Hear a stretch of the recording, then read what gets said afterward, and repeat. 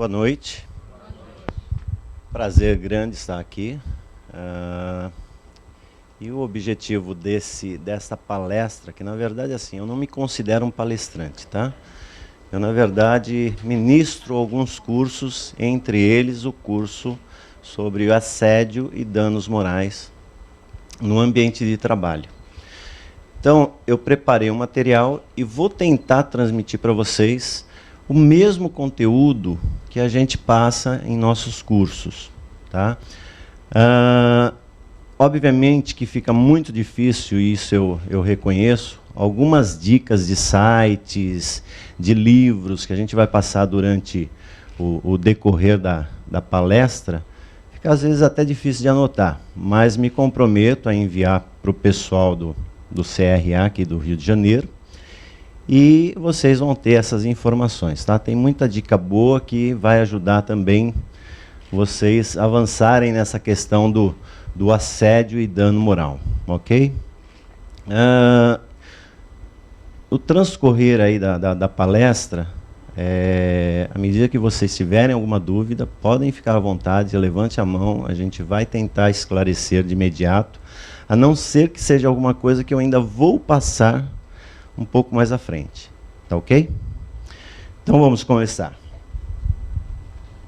Eu tenho primeiramente essa figura de um lobão e um lobinho, né?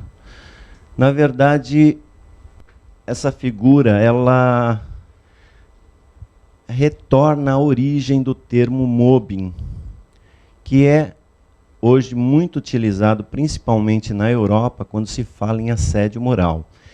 E também no decorrer da palestra, a gente vai entender o porquê dessa figura, tá? Bom, aqui para vocês terem uma visão, como é que está a situação de assédio e outras fontes de dano moral no Brasil. A questão está complicada, porém, não existe ainda um levantamento oficial de números, praticamente em nenhum tribunal trabalhista. O que tem são especulações, com exceção do Tribunal 23 de Mato Grosso, que esse não fez um levantamento, mas disponibilizou, e aí nós fizemos esse levantamento, a evolução do dano moral em relação aos julgados trabalhistas. Nós partimos ali de 2006, onde existia 30 processos julgados com danos morais, por uma quantidade de julgados de 6.588. Aqui em 2010, nós fomos para 376. O número de julgados se manteve praticamente o mesmo. Isso refletiu uma variação de 2006 até 2010 de 1.153,4%. Mas isso nós estamos falando de Mato Grosso, né? Bom, aí eu venho acompanhando assédio e danos morais de 3 anos para cá, com mais afinco, guardando tudo o que cai até cai no meu conhecimento, né? E esse avanço, essa evolução, realmente é o que se demonstra em todos os tribunais. Minas, São Paulo, Rio de Janeiro, Rio Grande do Sul, são as maiores origens, assim, as quantidades são muito grandes. Então, peço para você passar. Então, assim, tudo isso aqui, na verdade, que são fontes de danos morais, se reflete também nos outros estados, e até mais acentuado. Bom, e aí a gente, muitas vezes, está aqui. Assédio moral, essa é a grande preocupação da maioria das empresas hoje em dia, está certo? Alguém concorda ou discorda com isso? Que é o assédio moral a maior preocupação das empresas? Bom, o que a gente vem conversando com muitos profissionais de RH, presidentes de empresas, diretores de diversas áreas, o assédio moral realmente é uma preocupação. Só que ela ainda é baixa no Brasil. Talvez até porque muitas empresas já estão começando a fazer um trabalho no sentido de evitar o assédio moral. O grande vilão ainda está aqui, o acidente de trabalho. Em segundo lugar, doença ocupacional, ou seja, ambos ligados à saúde e medicina do trabalho. Depois nós temos algumas questões que a gente fez questão até de demonstrar, como, por exemplo, refeitórios e banheiros. Tá? Nós estamos há praticamente 250 anos do início, né, da Revolução Industrial. E ainda hoje, a gente pensar que refeitório e banheiro é fonte de processo por dano moral é um absurdo. Tá? Ah, mas isso aqui é em Mato Grosso. Não é só lá, não. São Paulo, recentemente, uma das maiores causas de indenização por dano moral, tá? Ministério Público do Trabalho, 100 milhões de reais, uma grande empresa logística, nós vamos ver. Um dos motivos, falta de refeitório adequado e falta mesmo, não tinha banheiro para o trabalhador fazer as suas necessidades. Isso nós estamos falando de uma das maiores empresas de logística não é só do Brasil, é do mundo. Tá? Agora, é culpa dessa empresa? Nem sempre. Como a gente vai ver, nesse caso específico não foi tão culpa dela. Acaba tendo culpa, mas é culpa de um terceiro, e aí a gente vai falar a respeito também. Bom, mas nós temos ainda o assédio moral, o transporte de valores, que isso aqui reflete muitas vezes no desvio de função, ou seja, a pessoa é contratada, por exemplo, uma recepcionista, e de repente ela está indo no banco tirar o dinheiro do caixa. Aí ela vai para a justiça, alega que ela sofreu uma pressão psicológica por andar com aqueles valores, tá? Com 1.000, 2.000, porque ela podia ser assaltada. Tá? Ou então o motoboy, que foi retirar o dinheiro do caixinha também, vai para a justiça e ele ganha a causa. E é um número grande. Tá? Nós estamos falando de 9,3% dos processos. Revista inadequada. Ainda hoje, um grande problema. Tá? Tem gente aí sendo obrigada a ficar nu na frente dos revistadores, né? O que é um absurdo. Agressão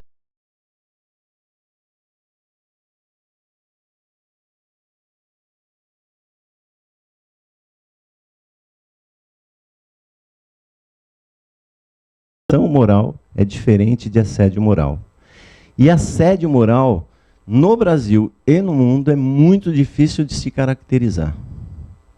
Então, esses 8,5% talvez não reflitam uma realidade daquilo que na justiça acaba sendo entendido como agressão verbal ou constrangimento, por causa da dificuldade de associar o assédio moral. Nós vamos ver também. Bom, aí tem outras coisas, só para ressaltar: troféu tartaruga, lanterninha, né, atraso de salários e encargos, que também refletem hoje em dano moral, jornada de trabalho extenuante. Então, essa questão de ultrapassar lá as 10 horas, né, as 2 horas excedentes, também é um perigo atualmente, tá? E aí vai, né? Até a situação análoga de escravos, que eu posso dizer que lá em Mato Grosso está muito baixo, hein, em relação a outros estados.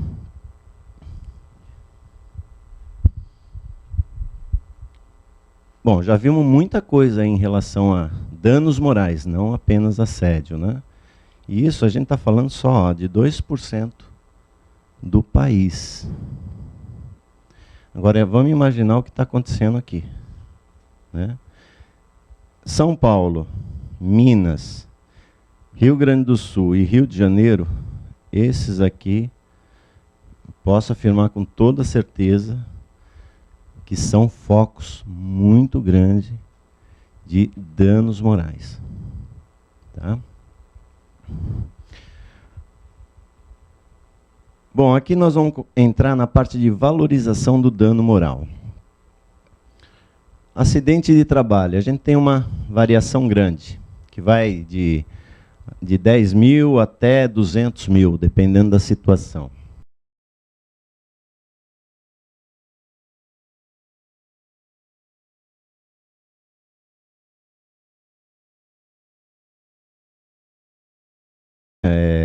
O valor de indenização está até a faixa de 10 mil. Refeitório, banheiro fora de especificação de uso. 100% aqui até 10 mil. Assédio moral, que está aqui entre uma parte até 10 mil, outra parte entre 11 a 49 mil. Na França, que é o único país que hoje já tem uma legislação específica tratando o assédio moral, tá? Inclusive como crime, né? Eles estipularam uma multa de 45 mil euros. Análogo ao escravo, 11 a 49 mil e uma outra parcela de 100 a 199 mil. Isso eu estou falando em indenização por trabalhador, tá? A situação é muito mais grave quando entra Ministério Público do Trabalho. Aqui o transporte de valores, que é aquele desvio de função, né? A recepcionista que vai retirar o dinheiro do caixinha. Olha até quanto que pode chegar a indenização aqui. Trabalho, não Ministério Público, trabalhador, tá? Esses valores. E aí revista, né? Que é a parte de revista, que são valores pequenos também, se comparado com outros valores aí, né? Aqui no acidente de trabalho também, uma outra preocupação que as empresas têm que ter é com a questão da pensão, tá? Para o resto da vida do camarada vai ter que ficar pagando o salário. Ok?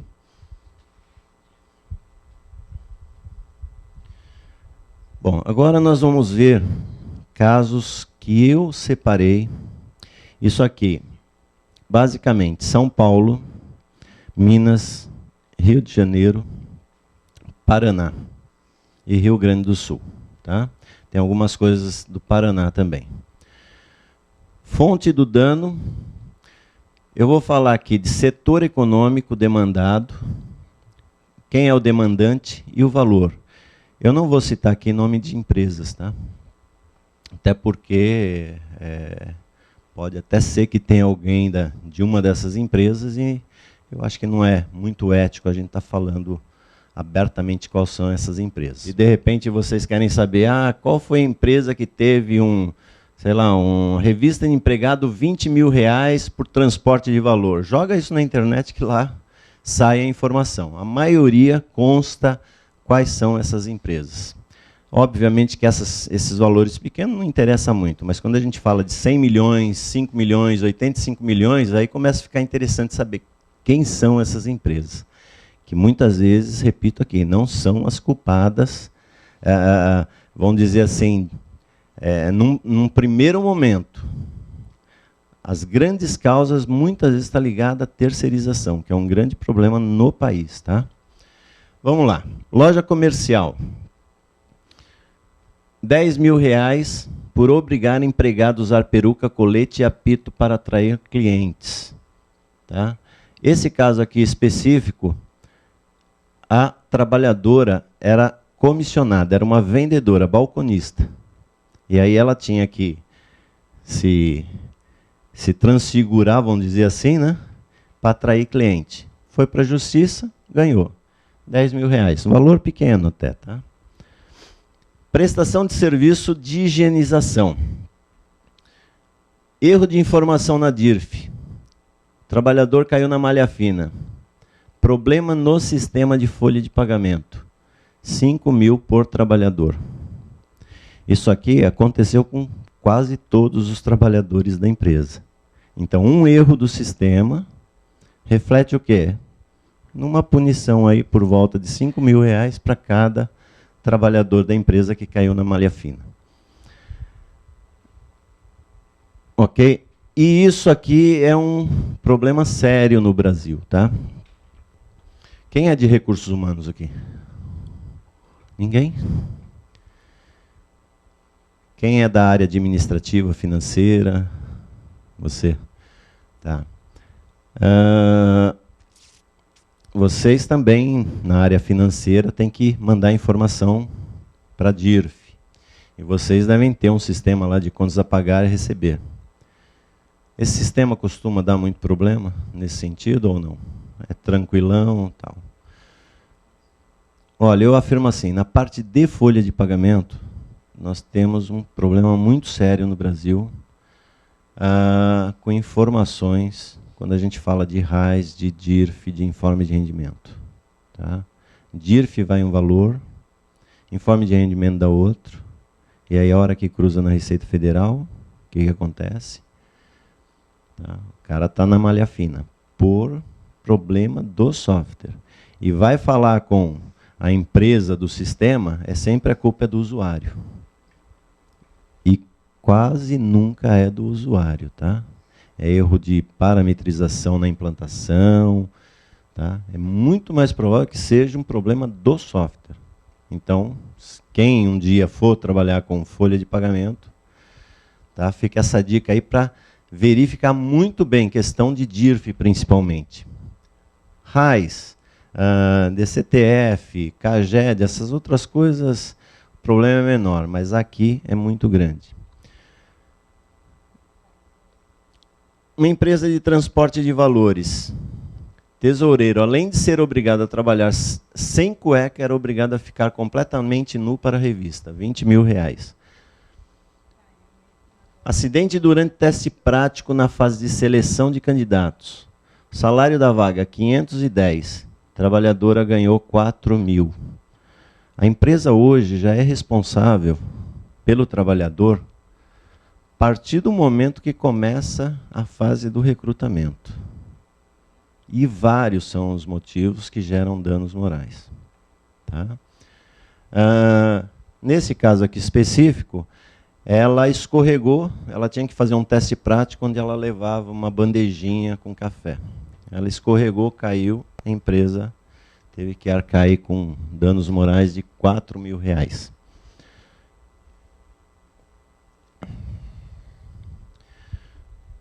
Agropecuária, começou os valores grandes aí. Situação análoga de escravos. Ação de 2003, em que o Ministério Público do Trabalho pediu 85 milhões de indenização. E acabou ficando barato, 5 milhões. Não tem mais recurso, tá? Já foi em última instância. Então, 5 milhões, uma empresa aí que, essa empresa é de açúcar e álcool, tá? Fonte do dano real. Cana-de-açúcar, trabalhador deslocado do Nordeste, que era mantido em situação análoga de escravo, tá? Na verdade, não era nem terceirizado, era quarteirizado.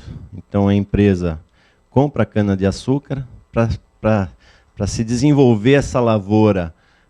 O dono da lavoura contrata algumas pessoas que trazem trabalhadores de outras localidades. Custou para a empresa 5 milhões. Aquela que compra a cana-de-açúcar para fazer o álcool. LER. Lucro cessante. 747 mil pago em uma única parcela. Isso nós estamos falando de uma escola. Imagina uma escola ter que pagar uma indenização de 818 mil de uma vez para uma trabalhadora, uma professora nesse caso. Bom, foi só danos morais? Não. Foi aqui. Gastos com médicos, foi o danos morais, mas o principal aqui foi isso aqui, ó, lucros cessantes.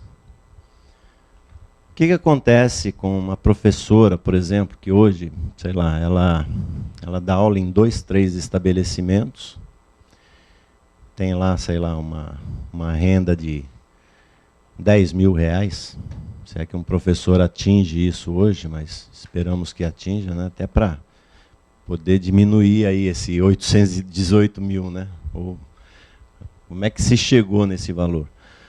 Mas é assim, ela, além de deixar de receber ali na escola principal, vamos dizer assim, aquele salário dela, ela deve ter outras fontes de renda em outras escolas, e tudo isso vai sendo somado na hora de pagar a indenização.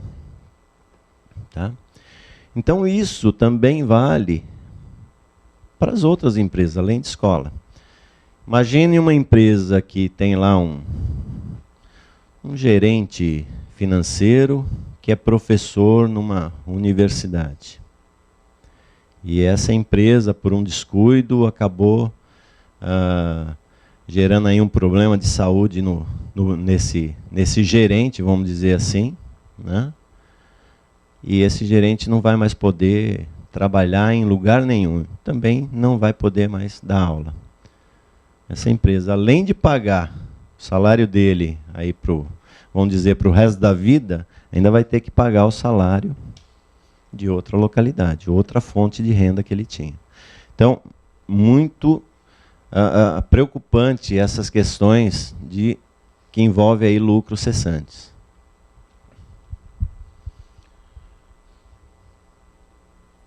Outra empresa, logística.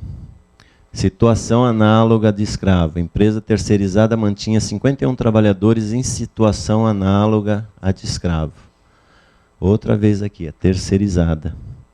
100 milhões está sendo pedido isso, tá? Ainda não foi definido. A gente viu lá atrás que pediram 85, caiu para 5. Isso aqui talvez caia para 6, 7. Né? Uma empresa muito grande de telefonia. O caso de Ler, ela não emitia o CAT. Ah, é Ler? Não vou fazer emissão de CAT. Entrou o Ministério Público do Trabalho, 500 mil. Esse aqui, o setor econômico não foi informado. Não coibir apelidos e atos discriminatórios. Valor pequeno. Mas aqui eu coloquei, por quê? A empresa hoje ela é responsável pelo bem-estar do trabalhador. Então, no ambiente de trabalho, se ocorrer piadinha de mau gosto, tudo isso a empresa tem que coagir. Ela tem que evitar, ela tem que penalizar as pessoas que praticam esse tipo de coisa, de imediato. E para isso ela tem a CLT, que ela pode até chegar à justa causa. Toda a cadeia produtiva é o quê? Responsabilidade da empresa. Tá ok?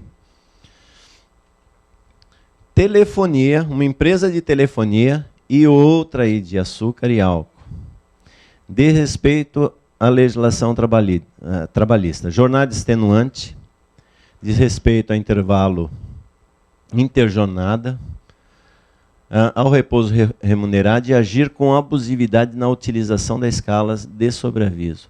Esses dois casos aqui é interessante porque parece que o Ministério Público do Trabalho, tipo assim, pegou um caso, né, e falou, não, vamos transferir para esse aqui, porque é tudo igualzinho, até o valor que está sendo solicitado, que é R$1 milhão. Tá? Então, excesso de hora extra, Abusividade na escala de sobreaviso, tá? Tem um custo também, a empresa pode pagar caro. Educação, olha, outra escola, né? Nesse caso, faculdade. E olha o absurdo. Diretor determinou que o empregado ficasse de castigo, sentado em uma cadeira estudantil incomunicável. Pouquinho. Mas, gente, quanto tempo faz que começou lá a Revolução Industrial? As relações trabalhistas na prática? 250 anos. E a gente ainda tem que ver isso aqui? É um absurdo, né? Rede de supermercados. Entregador de panfleto atacado por pitbull. Responsabilidade solidária. Danos morais de 15 mil, danos estéticos 5 mil. Mais uma vez estou mostrando aí. O camarada era o quê? Terceirizado lá de uma empresa que entrega panfletos, né? O mercado é uma grande rede e perdeu lá a causa. A grande rede de supermercado é que teve que arcar com o prejuízo. Tá? Banco. Banco é assim, hoje eu posso dizer que banco é um grande gerador, principalmente de assédio moral. Tá? Olha esse caso aqui. Obrigar a empregada a fazer flexão de braço como pena pelo péssimo desempenho da agência, em que era responsável. O fato ocorreu em um evento de avaliação de desempenho de agências com a presença de 400 gerentes. 100 mil reais para a trabalhadora. A gente começa a perceber que, assim, não tem mais espaço dentro das empresas para o que eu chamo de gracinhas. Não vamos fazer brincadeirinhas, não vamos... Isso aqui talvez até tenha sido num tom de brincadeira. Quem for o pior vai ter que fazer flexão de braço. Mas olha o prejuízo que gera aí para a empresa.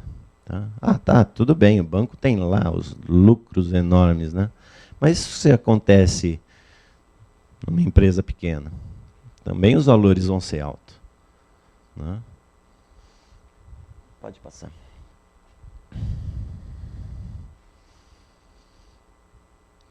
Responsabilidade por atos do representante legal. Gerente implantou por conta própria programa de controle gestacional. O que essa gerente fez? Ela trabalhava lá com 10, 20 moças, né? E aí ela, da cabeça dela, resolveu criar uma regra que se alguém ficasse grávida, a outra não podia ficar. E aí ela ainda deu preferência. Olha, as casadas têm preferência em ficar grávida. Então quem quiser ficar grávida, fala comigo que eu registro aqui. As solteiras a gente vai deixar por último. Então ela estabeleceu várias regras, tal, né? E 20 mil para uma trabalhadora que se sentiu ofendida com isso. Calúnia e difamação praticada por sócia da empresa. Chamou o camarada, né, o ex-trabalhador, o ex-colaborador, de vagabundo e ladrão. Talvez seja, talvez não seja, né? Mas pelo fato dela chamar, ela perdeu 20 mil reais na justiça. Se ela tem o hábito de chamar todos os empregados de vagabundo e ladrão, ela pode perder uma fortuna com isso, né? Cobrar por treinamento obrigatório para exercício da função. A empresa cobrou 414 e teve que devolver os 414 e ainda pagar mais 1.000 de dano moral. Tá? Então, qualquer tipo de treinamento para exercer a função é obrigação da empresa e não do trabalhador. A empresa não pode sair cobrando. Setor econômico não informado, danos morais e estéticos por acidente de motoboy. A empresa é responsável pela segurança do trabalhador. O trabalhador ganhou 33 mil aqui nesse caso. As empresas de vocês contratam muito motoboy? Não. Então, assim, existem algumas atividades hoje perigosas. Lembrando sempre que a empresa é responsável pelos terceiros e até pelos quartos, né? Então, assim, sempre na contratação da empresa, fiscalizar essas empresas. Tá? Então, se vocês contratam, por exemplo, uma empresa de motoboy para prestar serviços, tá? Então tem que verificar se ela treina esse profissional, se esse profissional realmente usa os EPIs adequados, tá? Para minimizar esses riscos. Que se você fiscaliza, cobra e age contra a deficiência, a justiça também leva isso em consideração na hora de definir o valor indenizatório. Área condominial. Utilização indevida do número do PIS.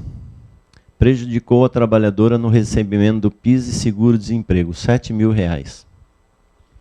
Alguém trabalha em escritório contábil, área condominial, ou alguma empresa que tenham esses como prestadores de serviço? Não. Esse caso aqui, eu estou colocando o caso aqui do PIS, tá? Mas isso também acontece com o CPF. Quem é da área de RH sabe que na hora de fazer a contratação, muitas vezes, do trabalhador, a empresa desesperada pega qualquer um, tal, aí o cara não tem documento, não tem nada. Aí vai, coloca no sistema e sai lá chutando um número para dar certo, um número de PIS e um número de CPF. Passou, esqueceu. Isso aí caiu lá na Receita Federal, ou caiu lá na RAIS, vamos dizer assim, né? Aí uma outra pessoa que é dona daquele número verdadeiro vai cair na malha fina, se for o caso CPF, ou não vai, por exemplo, poder receber o PIS. Tá? Por quê? Porque está constando o PIS em duas empresas, e aí o valor do salário ultrapassa. E é isso que acontece. Alguém se sente prejudicada, vai para a justiça e ganha a causa. Indústria de cigarros. Desmerecer o trabalhador em reunião, chamando de incompetente e criticado pelo seu serviço, qualificado como um lixo. Quanto vale isso? R$30.000. Empresas de produtos para jardins. Mais uma vez aí, ó, não coibir infelizes gracejos e brincadeiras, piscadinhas, beijinhos de colega de trabalho que era de conhecimento superior imediato. R$10.000.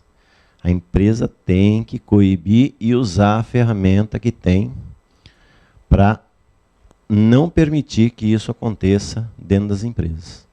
E a ferramenta é a CLT, que vai lá da suspensão, advertência e até rescisão por justa causa.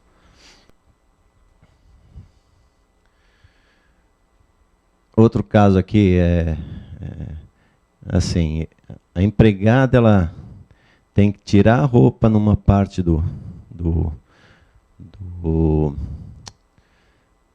é que fala? Numa parte do vestiário, se deslocar para outra parte. E aí tem pessoas que não acham isso legal, né? Tem até vergonha de transitar. Num desses casos aí, ó, R$50.000. Empregado recebeu o apelido de pereba pelo diretor comercial. R$10.000. Tá vendo que todos esses casos, muitas vezes, o que é? Falta de seriedade dentro das empresas. Esse é um caso de assédio. Passou a ser constantemente humilhada pelo seu superior, que vivia fazendo piadinhas sobre o seu tom de pele e fazia insinuações maldosas com conotação sexual. R$10.000. E foi indo até no último dia de trabalho, onde colocou a pessoa para cortar jornais velhos que iriam para o lixo. Tá? Então isso é assim, é querer humilhar ao extremo. E aí a justiça entra e caracteriza o assédio moral.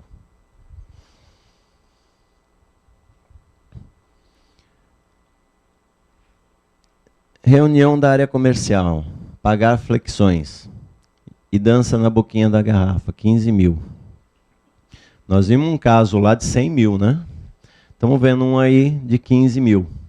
Então, algumas situações, por que esses valores tão diversos assim, 15 mil, 100 mil, é justamente porque a justiça leva vários fatores em consideração, tá? E nós vamos ver mais para frente. Um deles é o salário que ganha o colaborador. O outro é quanto a empresa pode pagar. Rede de supermercados. Práticas motivacionais. Tinha que cantar o hino e rebolar 2 vezes ao dia.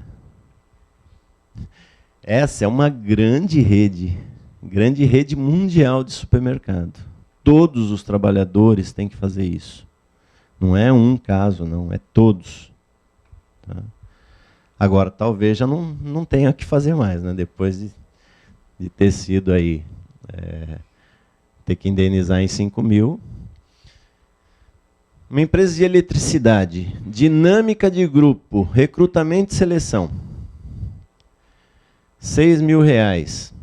O candidato era obrigado a rebolar na frente dos outros candidatos.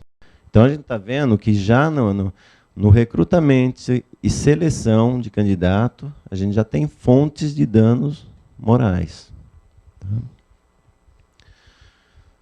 Empresa da área financeira. Olha aí, mais uma vez, convenção de vendas, acidente durante brincadeira em convenção de venda, 250 mil. Então, mais uma vez, mas aí foi brincadeira e essa brincadeira acabou gerando um acidente, a empresa é responsável. Vou fazer uma pergunta aqui. Uma empresa, ela monta um time de futebol. E aí o time de futebol da empresa vai jogar contra um fornecedor ou um cliente e um dos empregados se machuca. A empresa tem culpa? Tem culpa. Tá? Então, por isso que hoje em dia, assim, menor que seja a empresa, quer fazer alguma coisa voltada à atividade, cria um grêmio e deixa o grêmio se virar. Né? Não coloque o grêmio para representar a empresa, porque se colocar, dá no mesmo. Tá? É uma coisa totalmente desvinculada, com estatuto próprio, com presidente próprio, e aí é a empresa. Quando muito, a empresa pode fazer uma doação para o Grêmio, tá? Mas mesmo assim, corre o risco. Mudou já? Mineração. Falta de pagamento de horas in itinere. Danos morais, 300 milhões, mais dumping social, 200 milhões, 500 milhões. Isso aqui agora está em moda. Dumping social. O Ministério Público do Trabalho recentemente mandou para o CAD, uma grande construtora de apartamentos residenciais. Eu não sei se essa construtora tem atuação aqui no Rio, mas em São Paulo ela é bem atuante. Só que assim, pelo que parece, essa construtora não paga hora extra, tá? Atrasa salário constantemente, não recolhe encargos, fundo de garantia, INSS, e pelo que parece, faz isso propositadamente para reduzir custo e oferecer um produto muito mais barato do que os dos concorrentes. E aí entra o Ministério Público do Trabalho, apoiado lá em São Paulo pelos juízes, tá, do TRT de São Paulo,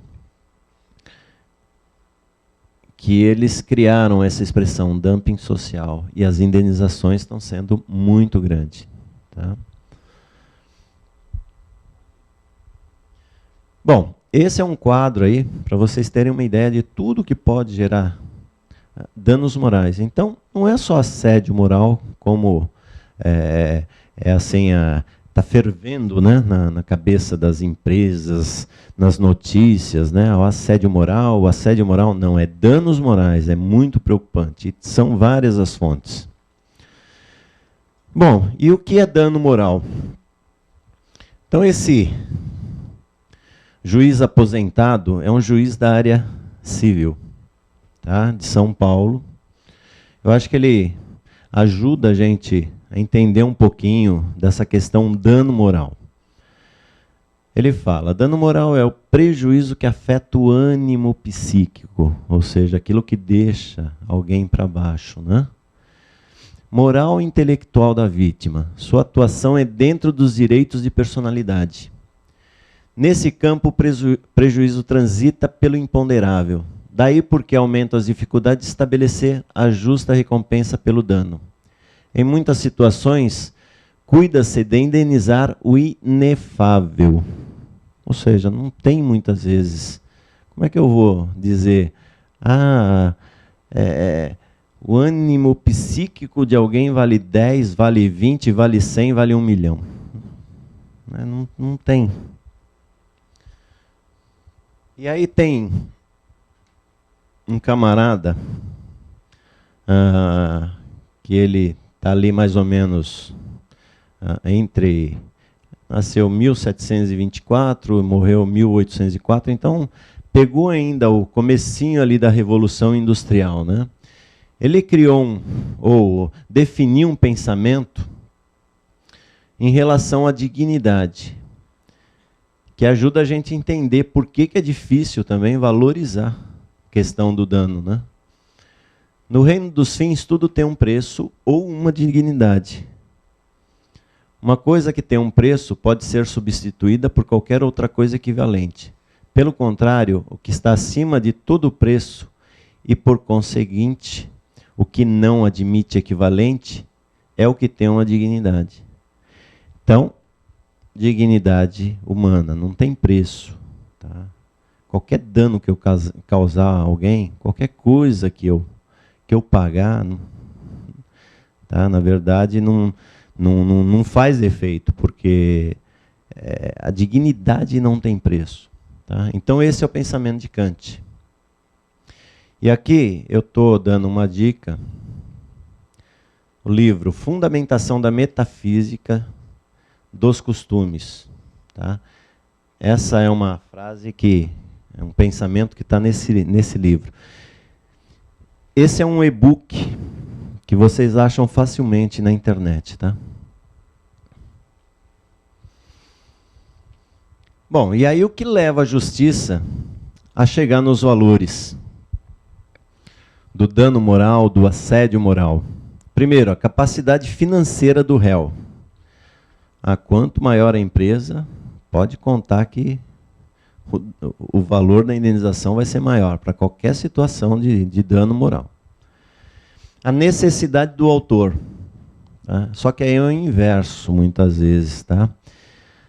Quando se fala necessidade do autor, é aquilo. Se a pessoa ganha pouco, a justiça entende que ele precisa de pouco. Se ele ganha muito, a justiça entende que ele precisa de muito. Que eu acho errado. Que eu acho que dignidade deveria ser igualado. Tá? Extensão,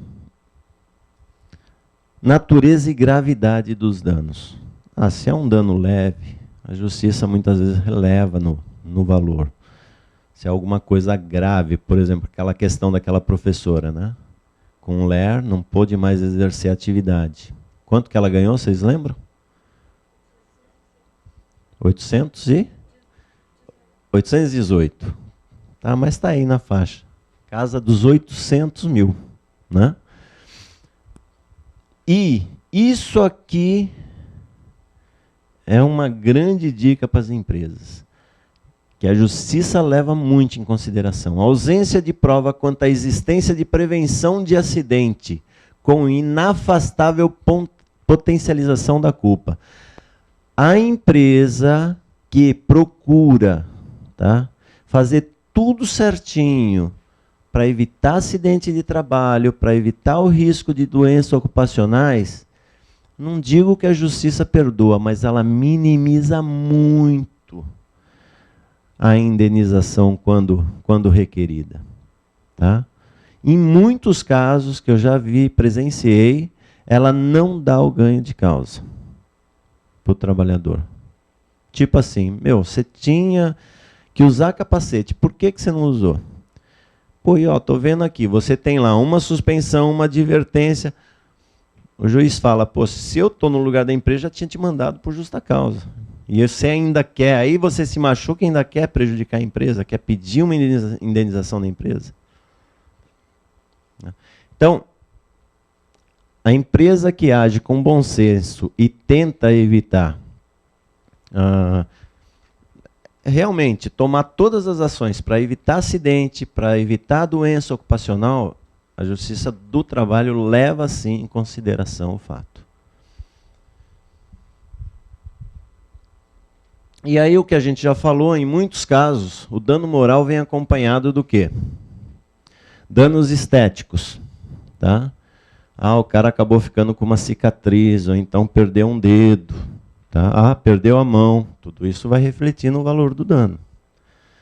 Ou então danos materiais. Em função de um acidente de trabalho, ele teve despesas médicas, ele teve que colocar uma prótese, ele teve que ficar internado e teve estadia da mãe do trabalhador que ficou com ele. Tudo isso a justiça leva em consideração. Isso ela chama de danos materiais. E o pior de todos é o quê? Lucros cessantes. Esse, a empresa tem que tomar muito cuidado. Que se um trabalhador é acometido de uma doença profissional ou tem um acidente de trabalho, tá? Ela pode pagar muito por isso.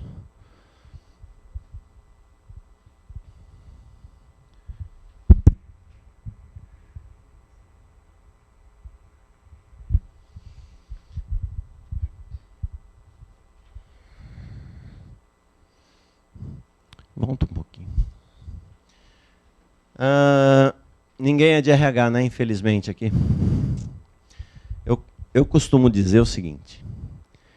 RH, socialismo, comunismo, cooperativismo tem o mesmo pai. Tá? Esse cara ele nasceu ali por volta de 1770. Se eu não me engano, 1771. Então, praticamente, nasceu junto com a Revolução Industrial. Tá? Pouco antes da Revolução Francesa, se eu não me engano. E esse cara, pelo menos assim, no Brasil, a esquerda estuda de cabo a rabo tudo o que esse cara disse e fez. As empresas, o contrário, e muitos profissionais de RH nem sabem quem é esse cara. Então vamos lá, pode passar. Robert Owen. É um galês, tá? Olha lá, ele nasceu em 1771 e faleceu em 1858. Ele está ali naquele período também do iluminismo, a gente viu Kant, né? E ele sempre defendeu assim que o trabalhador produz melhor quando ele está satisfeito em todos os sentidos. Né? E ele foi crescendo profissionalmente. Com 20 anos ele já era gerente de uma indústria têxtil. E com 30 anos ele teve o principal feito dele, que foi, ele adquiriu a New Lanark, que era uma fábrica de fio de algodão. E nessa empresa, ele pôde colocar em prática tudo aquilo que ele acreditava. E um outro livro que eu recomendo, esse aqui também fácil de localizar na internet, esse é em forma de e-book, é Do Socialismo Utópico ao Socialismo Científico, de Friedrich Engels. Tá? O anjo, né? O eterno parceiro de Karl Marx. Né?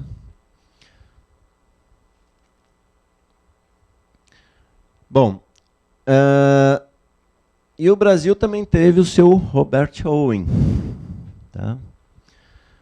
Baiano. Ele aqui, ó, nasceu um pouquinho antes do Robert Owen falecer, né?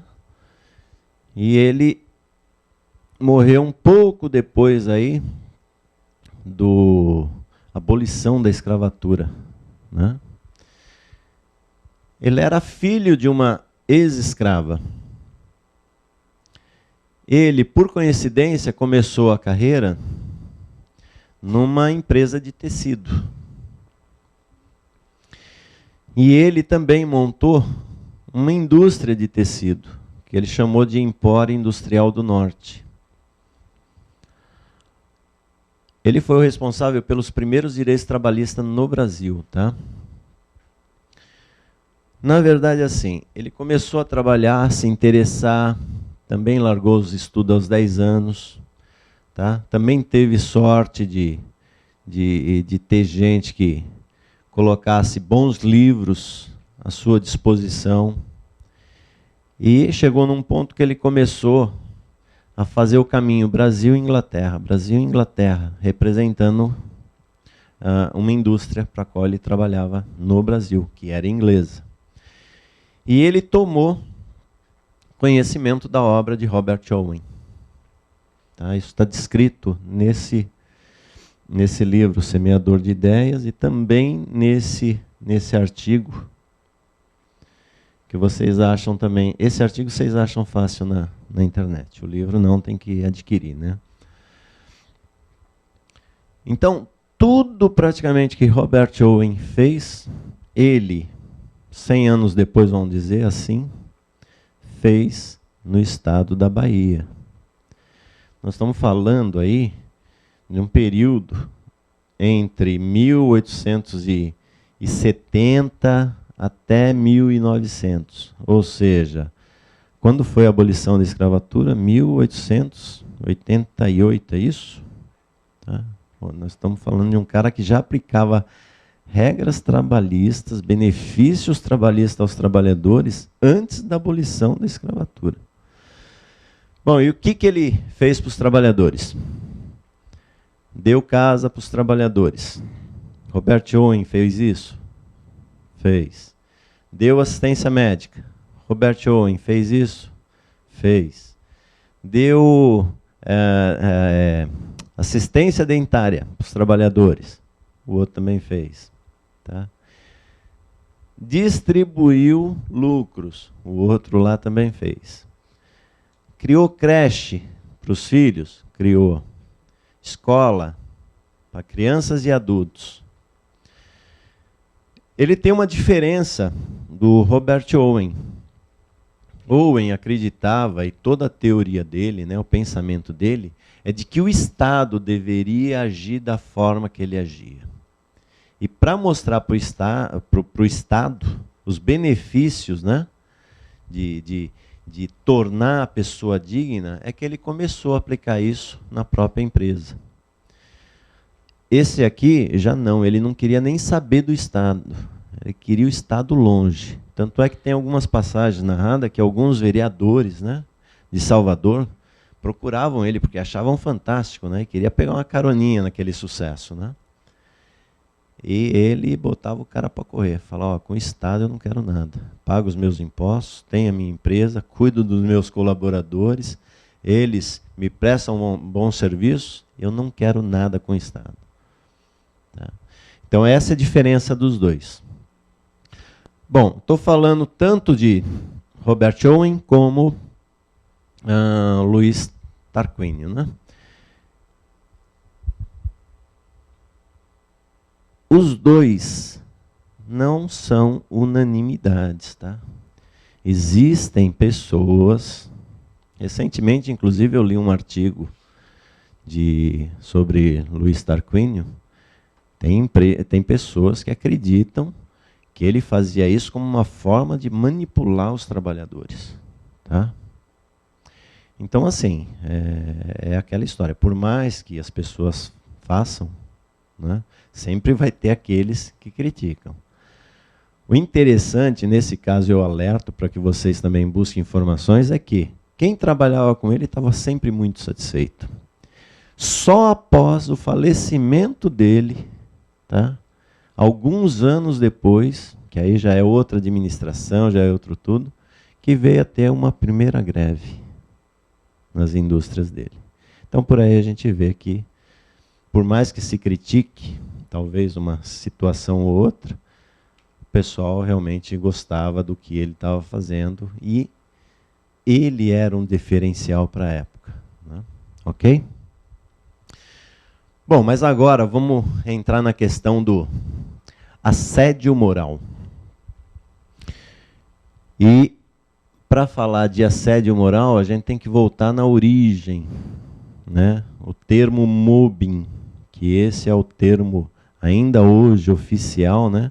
Quando a gente quer falar de assédio moral.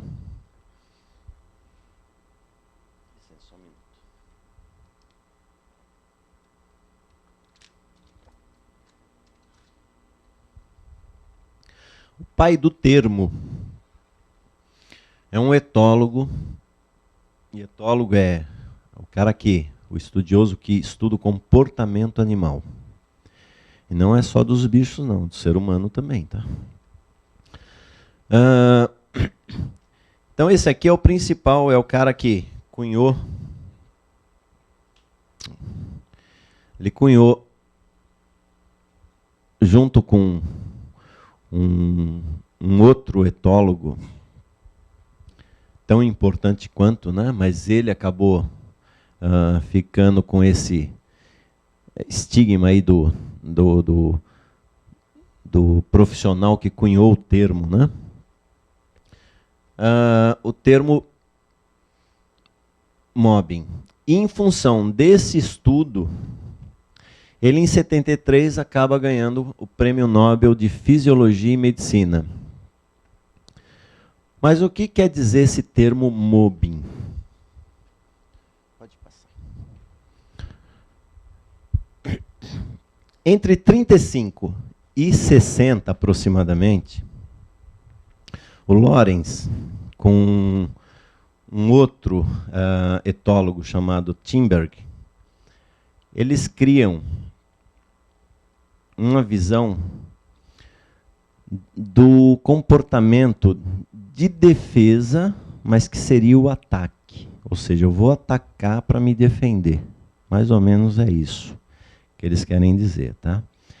E o mobbing em si, não se sabe exatamente quando foi cunhado. A primeira vez, porém, que aparece no livro A Agressão, e diz mais ou menos o seguinte, ó: mais próximo da verdadeira agressão do que o ataque do animal caçador é certamente o ato contrário, a contraofensiva da presa contra o inimigo consumidor. Isso aqui é o mobbing, é a contraofensiva da presa em relação a quem? Ao inimigo consumidor.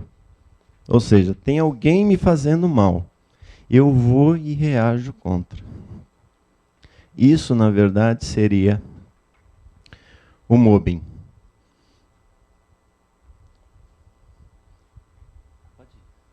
Pode. E aí ele complementa, né?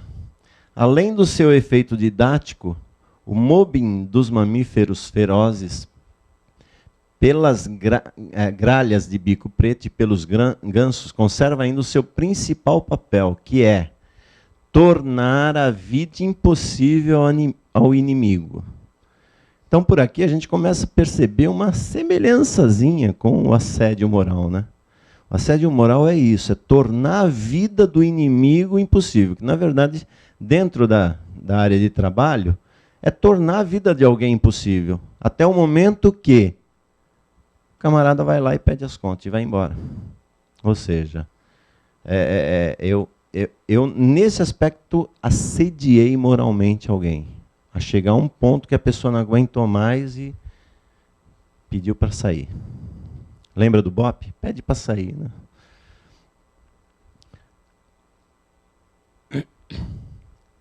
Bom, uma outra coisa aqui, que eu costumo, no curso, chamar a atenção, ainda falando do Konrad Lorenz, né? É a questão do imprinting.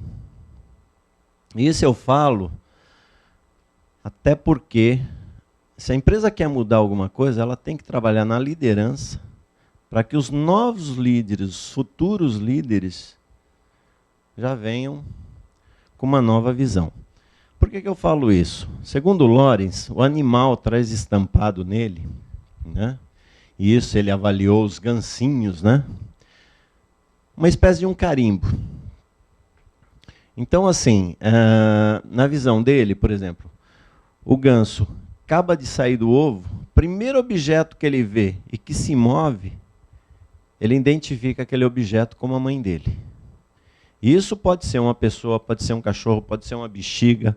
Ah, é maior que ele, está se mexendo, é aquilo que vai ser a mãe dele para o resto da vida. Tá? E ele traz um outro carimbinho ali também, dizendo, ó, e essa mãe é que vai te alimentar, então segue ela. Então, para onde for aquele objeto, o gansinho vai atrás. Tá? E aí eu só faço assim, uma conotação, né, com aquele profissional no primeiro emprego. O camarada entra no primeiro emprego, o chefe é aquele cara que se deu bem e tal, mas ele é agressivo ao extremo. Qual é a tendência desse trabalhador para o futuro? É visualizar aquela atitude como uma atitude de sucesso. Então, a empresa que quer mexer, começa mexendo, começa a fazer a cabeça dessas chefias, né, para que os novos líderes do futuro não sejam iguais.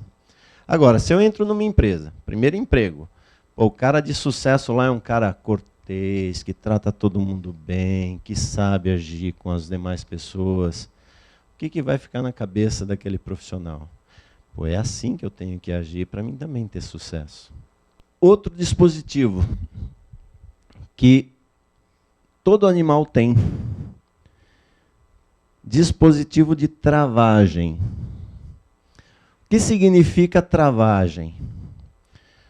A luta pela excelência, né, vamos dizer assim, do reino animal, né? Ela é baseada na lei do mais forte, vamos dizer assim, né? Então é uma forma até dos animais evoluírem e tal, né? Só que ninguém evolui sozinho. Todo mundo precisa de outras pessoas. No reino, nos animais também é da mesma forma. Geralmente os animais estão lá em grupo, em bandos, né? E aí tem que decidir uma hora quem vai ser o chefe. Como é que se decide? Muitas vezes é na briga, né? Só que o animal tem um dispositivo que, a hora que alguém se dá por vencido, né, o outro reconhece que aquele se deu por vencido. E a briga para. E a partir daí, aquele que é vamos dizer assim, o chefe, né, passa a ser respeitado e ele respeita o outro. Né? Não tem mais um desrespeitar o outro. No caso do lobo, qual é esse dispositivo de travagem? A hora que estão lá em briga dois lobos, né? Um acaba ganhando, o outro acaba entendendo que ele é mais fraco. A hora que ele entende que ele é mais fraco, ele mostra a jugular para o outro lobo. De imediato, o outro lobo reconhece que aquilo é o dispositivo de travagem e para a luta.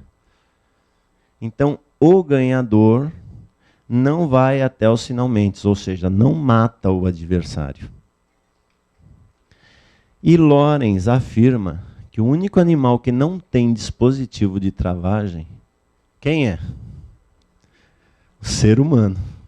O ser humano, ele vai até o final, ele mata. Entretanto, qual é? Aí se criou um dispositivo de travagem para o ser humano, que é o quê? É toda a moral, religiosidade, tudo que faz parte da moral. Esse é o nosso dispositivo de travagem. Por isso que eu fico assim me perguntando, estão mexendo tanto nas questões religiosas também? Será que isso, até que ponto é bom isso, né? Bom, e aí ele ainda fala uma outra coisa não está aqui, mas para vocês terem uma ideia, isso eu fico muito preocupado, que numa entrevista perguntaram para ele, você acha que um dia o ser humano vai dar fim à própria espécie? E ele fala, quero crer que não, mas pelos meus estudos tudo indica que sim. Então, o ser humano vai dar cabo da espécie humana, na visão dele. Tá ok? Por isso que é muito bom ler esse livro. Bom, e aí nós chegamos no que eu considero o pai do assédio moral, propriamente dito, tá? O cara que fez todos os estudos relacionados a assédio moral. E escolheu o termo mobbing, porque o termo mobbing ele achou mais próximo das situações, das ocorrências que levam a definir o assédio moral. Então, na Europa, praticamente em quase todos os países, assédio moral é conhecido como mobbing. E a gente teria um segundo título, né, que seria o bullying. Também é muito conhecido. E ele mesmo fala, eu preferi o mobbing e não o bullying, porque o bullying muitas vezes está associado à agressão física, que não é o caso do assédio moral. É assédio psicológico, ou seja, é uma agressão psicológica. É aquela história lá, voltando lá nos gansinhos, nos gansos, né? Quando ele ataca uma presa, eles fazem barulho, eles vão para cima, mas eles não agridem fisicamente o agressor. Mas a pressão é tamanha que o inimigo se afasta, ele vai embora, com medo, né? Ok? Bom, e ele começou a popularizar o mobbing a partir da década de 80, tá? Então, o mobbing é o assédio moral, popularizado por Hans Lehmann, tá? Que é um alemão de nacionalidade sueca, tá? Ele se radicou na Sueca. Ele faleceu um pouco antes aí do ano 2000. E ele tem um site, que é o lehmann.se. Aqui está em alemão, inglês, francês e sueco. Não tem em português, tá? Mas ali vocês encontram tudo que diz respeito a assédio moral. O melhor trabalho desenvolvido em relação a assédio moral é desse senhor aqui. Ok? Ele conceituou assédio moral, descreveu as formas de expressão do assédio moral, popularizou o mobbing a partir da década de 80. Pode ir. Conceito de assédio moral que ele definiu.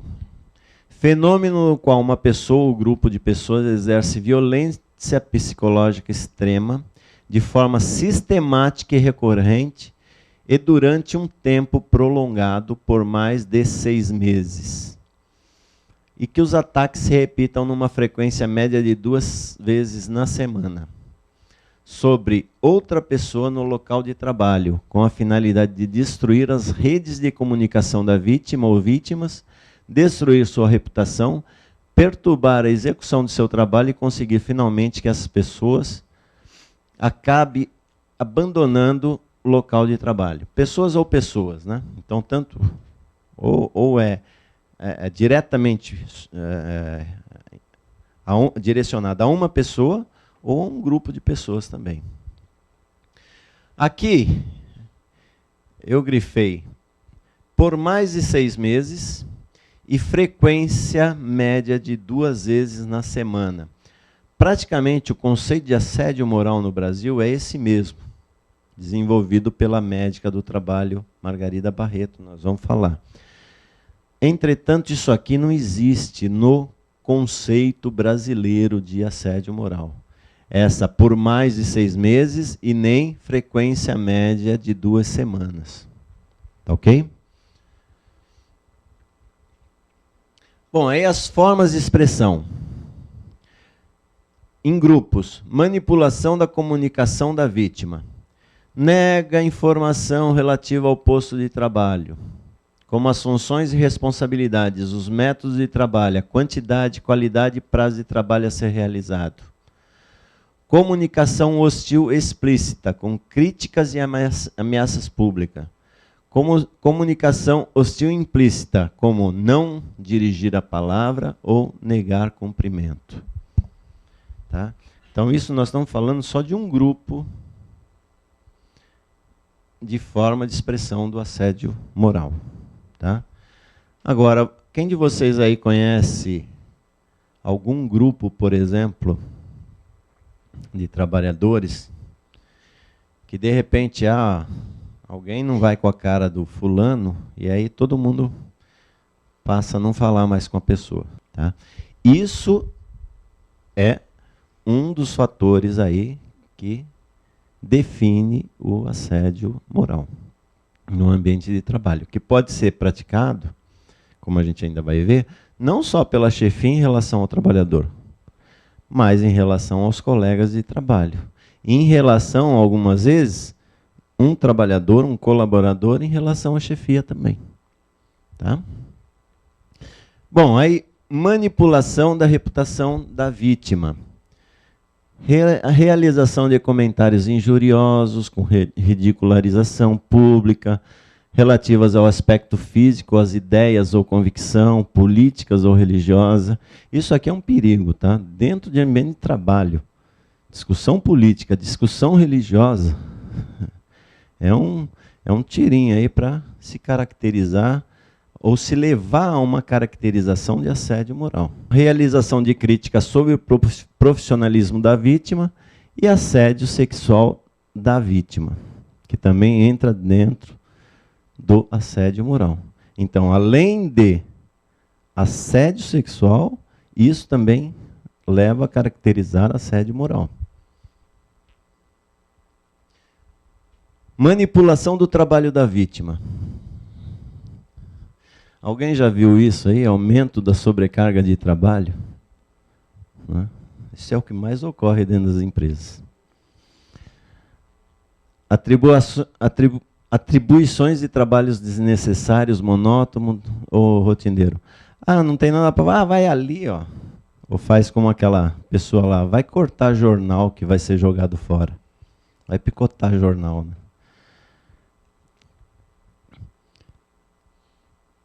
Atribuições de tarefa de qualidade inferior à da vítima. Atribuições de demandas contraditórias ou excludentes. Manda fazer isso, depois fala que não mandou fazer. Tudo isso vai levando a pessoa a ficar meio pirada, né? Ok?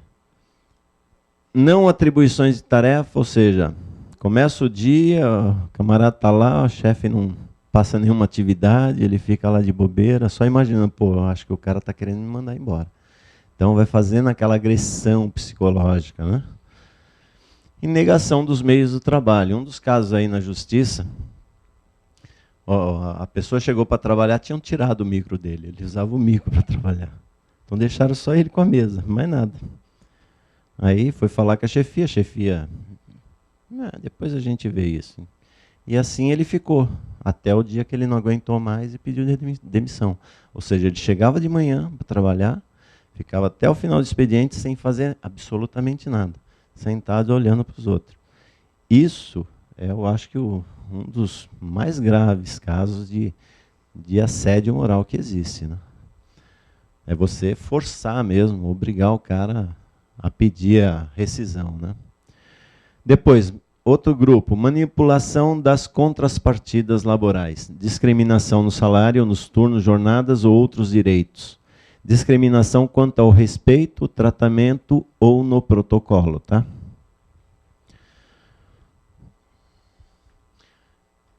Uma outra pensadora que recentemente, inclusive, esteve no Brasil, na ANAMATRA, que é a Associação dos Magistrados, né, dos Juízes,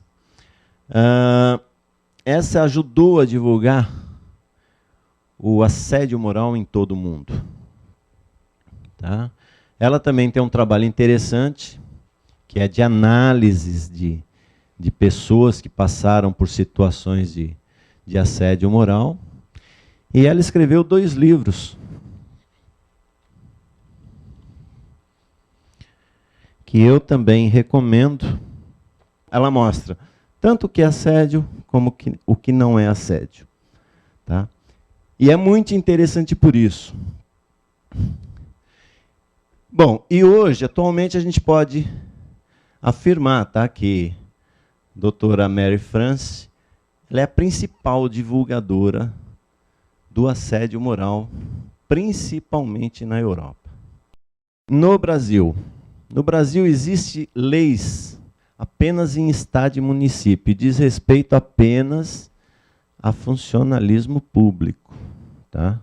Então, quando fala, o Estado de São Paulo criou uma lei contra o assédio moral. Aí, para os trabalhadores, quem trabalha para o Estado. Não tem nada a ver para quem trabalha nas empresas que estão no Estado de São Paulo. Tá? E assim, a primeira lei no Brasil a tratar dessa questão foi na cidade de Iracemápolis, São Paulo. Ela proíbe o assédio moral aonde? Nos órgãos da administração municipal. Tá? E essa lei, inclusive, tá, que ela, na verdade, assim, ela diz lá o que é assédio tal, e fala, olha, os assediadores estão sujeitos a advertência, suspensão e demissão. É o que, na verdade, tudo quanto é lugar, outros órgãos públicos, aí, outras cidades, município, estado, que estão criando as leis, né? Praticamente é uma cópia dessa aqui. Tá? Então, essa aqui também vocês podem buscar lá na internet. Né? Assédio moral Iracemápolis, todo canto sai essa lei. Ok? Bom, mas se nós não temos lei, como é que a Justiça do Trabalho pode punir alguém? A gente está vendo lá que tem processos, né, de danos morais, assédio moral, mas se a gente não tem lei para isso... Né?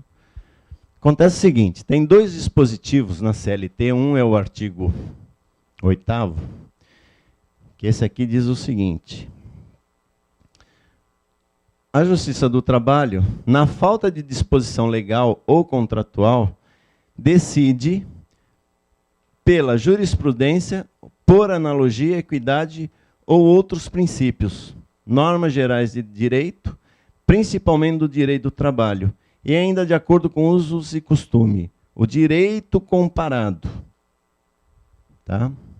Então, esse é o primeiro artigo que cita aqui, ó, o direito comparado. E também na CLT, o 769, o artigo 769, diz o seguinte: no caso dos omissos, o direito processual comum será fonte subsidiária do direito processual do trabalho, exceto naquilo que for incompatível com as normas do trabalho. Então, assim, não tem na legislação trabalhista, mas eu tenho alguma outra fonte? Tenho. Qual é? Código Civil. Código Civil tem. E aí o trabalho recorre para o Código Civil. Na verdade, o direito trabalhista, ele pertence ao direito civil. Né? Ele é um dos ramos, né, do direito civil. Pode passar? E aí ainda entrou um enunciado da ANAMATRA, que é a Associação dos Juízes, né, do Trabalho, que determinou o seguinte: olha, o juiz do trabalho, como lá no artigo 8º da CLT, né, diz que pode ser utilizado o direito comparado, então, as convenções da OIT, né, Organização Internacional do Trabalho, mesmo aquelas que não foram retificadas pelo Brasil, podem ser utilizadas como fontes de direito. Tá? E a OIT tem todo um documental aí falando de agressividade, humilhação e tudo mais. Então, todo esse conjunto aí faz com que a justiça tenha condições de julgar esses diversos casos cujas fontes de danos morais aí são infinitas, né? Mas aí, ó, cabe a gente perceber. Nós estamos falando de outras fontes do direito, né, que pode ser utilizado. O que diz a Constituição? Fundamentos. Artigo 1º, o inciso 3 aí, dignidade da pessoa humana. 4, valores sociais do trabalho e livre iniciativa. A iniciativa é livre, só que a dignidade da pessoa tem que ser respeitada. Tá? Se a empresa não respeita, ela já tem uma ilegalidade aí, pode continuar. E aí nós temos, olha, no Código Civil Brasileiro, artigo 927. Aquele que, por ato ilícito, artigo 186 e 187, causar dano a outrem, fica obrigado a repará-lo. E haverá a reparação independente de culpa, ou quando a atividade normalmente desenvolvida pelo autor do dano implicar, por sua natureza, risco para o direito de outros. Por isso que muitas vezes, por exemplo, a gente tem até um caso aí do motoboy, né? Saiu lá com a moto tal, e foi atropelado. A empresa justificou, esse é um risco dele que quis ter essa profissão. Não, é um risco da empresa. Tá? Não tem? E está aí, ó, no Código Civil, parágrafo único do artigo 927. Não tem por onde fugir. Não adianta a empresa alegar que não sabia que aquilo é um risco de ter. Não, o risco é da atividade dela. Bom, aí o que diz o artigo 186? Aquele que por ação ou omissão voluntária negligencia, né, comete ato ilícito. Então, naquelas questões lá do dano moral, do acidente de trabalho, da doença profissional, a empresa que negligencia a situação, para a Justiça do Trabalho, o que acontece? Ela está errada. Agora, se ela vai lá, faz tudo o que tem que fazer para evitar o acidente de trabalho, evitar a doença profissional, a Justiça vai levar em consideração. Volto um pouquinho antes. E aí, ó, só fechando, o 187. Comete ato ilícito titular de um direito, que ao exercê-lo excede manifestamente os limites impostos pelo seu fim econômico. Eu tenho trabalhador, eu tenho que cobrar o serviço desse trabalhador. Não estou pagando ele, né, para ele ficar lá tranquilo. Agora, como é que eu tenho que cobrar ele? Com respeito. Eu não posso chegar e falar, pô, você é um incapaz, você é um incompetente, você é um burro, idiota. Isso eu estou faltando com respeito. Dignidade em primeiro lugar. Ok? E está aí, ó, no Código Civil. Essa é a principal fonte da Justiça do Trabalho nessas questões de danos morais.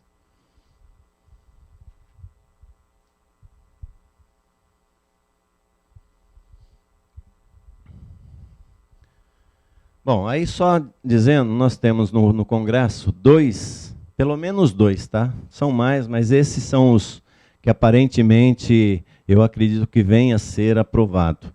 2 projetos de leis. O primeiro é o projeto de lei do Senado 80, tá? Que determina que a empresa condenada por coação moral nos últimos 5 anos não pode participar de licitação pública. Opa, já é um bom começo. Aí as empresas começam a pensar, opa, não vou poder participar da licitação das obras, tal. Então, peraí, deixa eu evitar isso na minha empresa. Se aprovado, eu acho que traz benefícios. Tá? A outra, ela muda o artigo 483 da CLT, na verdade ela acrescenta, né, um inciso, e ela cria o artigo 484A. Então vamos ver o conteúdo. Então assim, 483 passa a entrar naqueles pedido, a possibilidade de pedido de rescisão antecipada, né? O item H, praticar o empregador ou seu preposto contra ele coação moral por meio de atos ou expressões que tenham por objetivo ou efeito atingir sua dignidade ou criar condições de trabalho humilhantes, degradante, abusando da autoridade que lhe confere em suas funções. Gente, aqui eu já falei umas 2 vezes aí, ninguém percebeu. Coação moral. Da onde surgiu esse termo? Se a rescisão do contrato de trabalho for motivada pela prática de coação moral do empregador ou de seus prepostos contra o trabalhador, o juiz aumentará pelo dobro a indenização devida. Ok? Então, essas são as leis que estão no Congresso. Muito diferente do que da França, né? Qual que vai ter mais força de evitar o assédio moral nas empresas? Lei do francês ou a... Com certeza. E já existe uma lei, que é a Lei 11.948, de 2009, que já traz aqui, fica vedada concessão ou renovação de empréstimos e financiamento do BNDES a empresas da iniciativa privada cujos dirigentes sejam condenados por assédio moral ou sexual, racismo, trabalho infantil, trabalho escravo ou crime contra o meio ambiente. Então aqui a gente já tem uma figura aí que começa a evitar, né, a condenação por assédio moral. Ou seja, a empresa ou dirigente que foi condenado, não vai poder mais contar com dinheiro de BNDES, muita gente vai começar a rever a questão do assédio moral. Tudo aquilo que a gente viu de humilhações, de assédio moral, cai aqui na calúnia. E a calúnia, aparentemente, pelo que está na lei, não tem desculpa. É isso mesmo?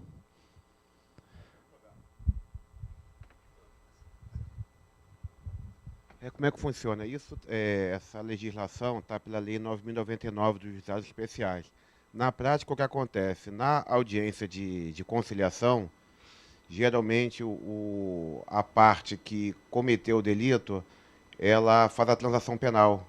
Ela assume o erro, é transformado em cesta básica, e no período de 5 anos, se ela não cometeu outro delito, isso não fica na ficha dela. Então, a nossa legislação da parte de juizado especial, ela acaba quebrando um pouco o que narra o Código Penal. Ótima participação. Mas você vê, assim, até o Código Penal hoje já tem como respaldar a penalização, tá certo? Da agressão moral, né? Da humilhação. E isso as empresas também têm que começar a divulgar. Gente, é isso. Muito obrigado a todos. E obrigado a vocês também.